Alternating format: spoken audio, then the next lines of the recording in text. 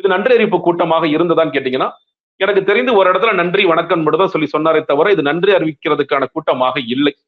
நீங்க கேட்டதுல இது இன்னும் சொல்லப்போனா இது ஒருத்தரோட கம்பேர் பண்ணலாம், திரு மோடி அவரோட கம்பேர் பண்ணலாம். பிரதமர் மோடி இன்னைக்கு வரைக்கும் அவர் கிட்டத்தட்ட 3வது டேர்ம் வந்துட்டாரு. அவரு நெஹ்ருவோடலாம் தாண்டி ஆட்சி காலத்துக்குலாம் போயிட்டாருன்னு சொல்லி சொல்றாங்க. இன்னைக்கும் அவர் குறை சொல்லி பேசும் பொழுது அவர் ஜவஹர்லால் நேருல ஆரம்பிப்பார். அதற்கு பிறகு இந்திரா காந்திக்கு போவார், ராஜீவ் காந்திக்கு போவார், அப்புறம் தேவைப்பட ராகுல் காந்தி தொட்டுக்குவார்.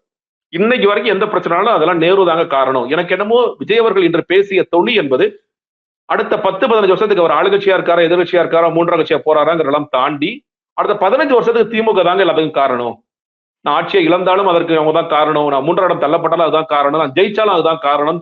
தொடர்ச்சியாக திமுக எதிர்ப்பு அரசியல தான் விஜய் செய்ய போகிறார். மிக குறிப்பாக ஸ்டாலின் அவர்கள் பிரதானமாக தலைவருக்கு ஸ்டாலின் அவர்களையும், உதயநிதி ஸ்டாலின் அடுத்து எலிவேட் ஆகும்போது உதயநிதி ஸ்டாலினையும் குறை சொல்லிதான் பேச போகின்றார். அப்படின்னா தேவைப்பட போக போக அவர் மாதிரி ஜவஹர்லால் நேரு மாதிரி கலைஞர் கூட சேர்க்கக்கூடிய வாய்ப்புகள் இருக்கு.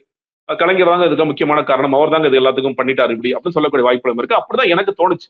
ஏன்னா அவர் ஒரு பக்கம் சொன்னீங்க நீங்க நடந்த அரசியல் நிகழ்வுகளுக்கு பதிலாக சொல்கின்றார். நீங்க கவர்னன்ஸுக்கு வந்துட்டீங்க, நீங்க கவர்னன்ஸ் வந்துட்டீங்க.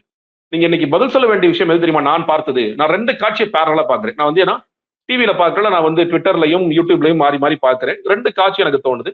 ஒரு பக்கம் கடலூர், நெல்லை, விழுப்புரம், திருவண்ணாமலை, இந்த பக்கம் திருச்சி, தஞ்சாவூர், புதுக்கோட்டை இந்த விவசாயிகள் ரோட்ல நின்று போராடிட்டு இருக்காங்க. அதுல ஏதோ ஒரு எந்த ஊருன்னு தெரியல, காவல்துறை அவங்களை அடக்கி ஒடுக்கி அவங்களை அடிச்சு கொண்டு போய் ஓரமா தள்ளி விடுறாங்க. அதை பார்க்கிறோம். வழக்கம் போல பஸ்ல ஏத்துறாங்க. இதெல்லாம் பார்க்கிறோம். எதற்காக? விஜய் கொடுத்த வாக்குறுதியை விஜய் சரியாக நிறைவேற்றாமல் அவர்களை தவிக்க விட்ட காரணம். பயிர்க்கடன் தள்ளுபடி, 5 ஏக்கருக்கு நிலம் வச்சிருக்கீங்களா, முழு தள்ளுபடி. பதிலும் கொடுக்கிறாரு, அதுக்கெல்லாம் இன்னைக்கு பதிலும் கொடுக்கிறாரு. என்ன சொல்றாருன்னா, விவசாயிகளை கைவிட்ட மாட்டேன், மதச்சார்பற்ற அரசாகத்தான் இது இருக்கும், சமநீதி சமூக நீதி சார்ந்துதான் இந்த அரசு இருக்கும், தமிழ் தாய் வாழ்த்துக்கு முக்கியத்துவம், ஏன்னா இந்த நிகழ்ச்சியை தமிழ் தாய் வாழ்த்தோடு தான் தொடங்குது அப்படின்னு பல விஷயங்களை எந்த விமர்சனங்களா முன்வைக்கப்பட்டுச்சோ அதற்கான பதிலாகவும் தான் இந்த சந்திப்பு இருந்தது. அதாவது நான் நீங்க சொல்ற ஒவ்வொரு பிரச்சனைக்கா வருவோம். நீங்க காவல்துறை, போதை, சட்டம் ஒழுங்கு அதுக்கு தனியா வருவோம், எலெக்ஷன் மேனிஃபெஸ்டோ தனியா வருவோம். இதுல நீங்க விஜய் அவர்களை தவிர யாரையாவது குறை சொல்ல முடியுமா?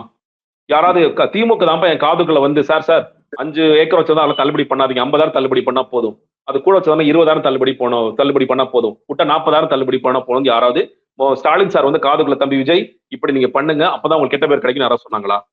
எனக்கு புரியல. சரி, நான் இன்னொன்னு இப்படியே சொல்றேன். இந்த வாக்குறுதியை அண்ணா நீ உடனடியே நிறைவேற்றி ஆகணும்னு யாராவது உங்கள்ட்ட சொன்னாங்களா?